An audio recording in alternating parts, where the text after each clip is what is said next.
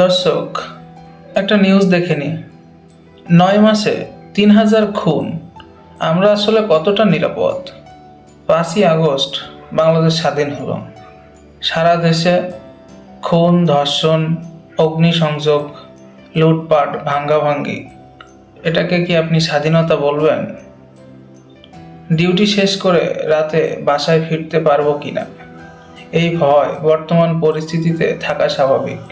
তাহলে আমরা কি বলতে পারি আগের থেকে এখন ভালো আছি? পুরো দেশ নিরাপত্তাহীনতায় ভুগছে। প্রবাসীরা রেমিটেন্স পাঠানো বন্ধ করে দিছে। প্রবাসীরা 10, 15, 20 বছর পরিশ্রম করে দেশে আসেন, প্রিয়জনদের জন্য কিছু উপহার সামগ্রী নিয়ে আসেন, সেগুলো এয়ারপোর্ট থেকে চুরি হয়ে যায়।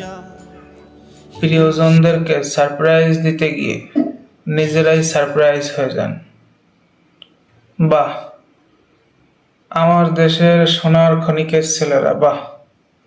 এত বছর পরিশ্রম করে সামান্য কিছু সম্পদ দেশে আনতে পারেন না। জাতি হিসেবে আমরা কতটা উন্নত এটা আমাদের দেখলেই বোঝা যায়। গত 6 মাসে খেলাপি ঋণের পরিমাণ 3 লক্ষ কোটি টাকার বেশি বেড়েছে। চিন্তা করা যায় এত ঋণ কারা নিল? অর্থনৈতিক বিষয়ে অন্যদিন কথা বলবো। নিরাপত্তার দৃষ্টিকোণ থেকে বাংলাদেশের অবস্থান কোথায়? এই যে 3000 খুনের দায়ভার কে নিবে?